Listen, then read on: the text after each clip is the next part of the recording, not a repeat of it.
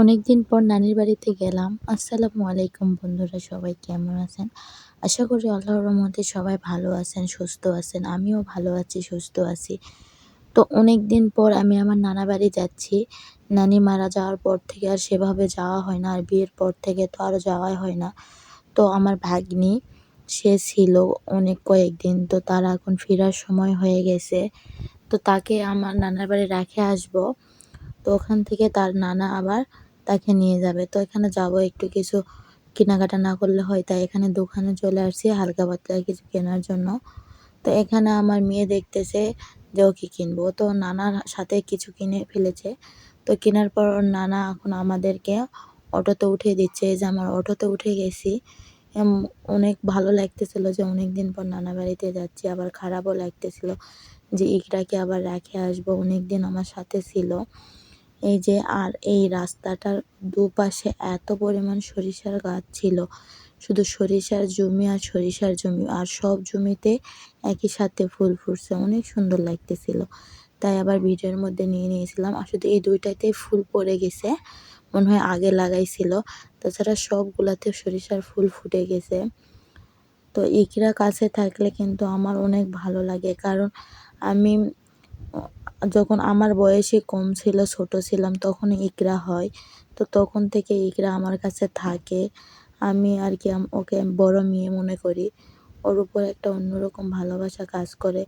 তো জানুয়ারি মাস পড়ে গেছে, এখন পড়াশোনা শুরু হবে, এই জন্য তাকে আবার বাসায় ফিরে যেতে হবে। তো আগে ওরা ঢাকা থাকতো, এখন সিরাজগঞ্জ চলে এসেছে। তো সিরাজগঞ্জে যাবে। তো এই যে কথা বলতে বলতে কিন্তু পৌঁছে গেছি।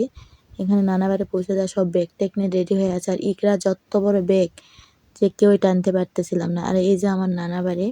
আমার নানা বাড়িতে কিন্তু এক পাশে মাটির বাড়ি আর এক পাশে ইটা। আর কি এই পুরাটা বাড়ি আমার নানার, কিন্তু এক পাশে একটা মামা থাকে, আরেক পাশে আরেকটা মামা থাকে। আমার নানি তো অনেক আগে মারা গেছে। আর এই যে আমার মেয়ে এসে ঘুরে ঘুরে দেখতেছিল। আর এই যে এই জায়গাগুলো আগে এসে আমরা কত খেলাধুলা করছি খালাতো ভাই বোন মিলে। আবার আমার খালাতো বোনের মেয়ে, আমরা অনেক আনন্দ করছি এই জায়গাতে। তো আমরা কিন্তু খুঁজতেছিলাম বালি, যে বানটির জন্য তো বালি দরকার। ওর তো বাথরুমের একটা ব্যাপার স্যাপার আছে। তো এখানে একটু বালি বলতে ওই যে ধুলা এক প্রকার থাকে, বালি বালি। তো সেইটার খোঁজ পেয়ে গেছি। তো ওখানে বানটিকে একটু নেমে দিলাম যে একটু প্রস্রাব পায়খানা করে নে। তো নিচ্ছিল না। তো পরে আবার ইকরা আবার দেখাচ্ছিল যে আন্টি এই জায়গাটায় একটু কিন্তু বালু আছে। তো আমি এই জায়গা থেকে বালু নেওয়ার জন্য তৈরি হয়ে গেলাম। তো এখানে বালুটা তুলে নিচ্ছিলাম যে আজকে একটা রাতই থাকবো, কাল সকালে আবার বাড়ি চলে যাব। এই কিছুক্ষণের ব্যাপার। এই যে আমার নানা বাড়িতে কিন্তু কবিতরও আছে। যে কবিতরগুলোকে আবার টিনের উপর খাইতে দিছিল, যে মুরগি এসে নিচে খাচ্ছিল। তো আমার মেয়ে দেখে তো অনেক খুশি। কবিতরগুলো দেখতে কিন্তু মাশাআল্লাহ অনেক সুন্দর ছিল। আর এটা সকালবেলা, সকালবেলা যখন কবিতরকে খাওয়া দিয়ে ডাকতেছিল কিন্তু মুরগি আসতেছিল। পরে আবার কবিতরগুলো পরে চলে আসছে। তো অনেকগুলান কিন্তু কবিতর মাশাআল্লাহ, আর অনেক সুন্দর সুন্দর কবিতর। যখন কবিতর উড়ে উড়ে পড়তেছিল, আমার মেয়ে সেই পরিমাণ হাসি দিচ্ছিল, খুশি হচ্ছিল আর কি। অনেক ভালো লাগে কিন্তু এগুলা কবিতর, পশু পাখি দেখতেই ভালো লাগে। আর আমার তো অনেক পছন্দ পশু পাখি। মনে হয় যে পশু পাখিরই একটা খামার দেয়।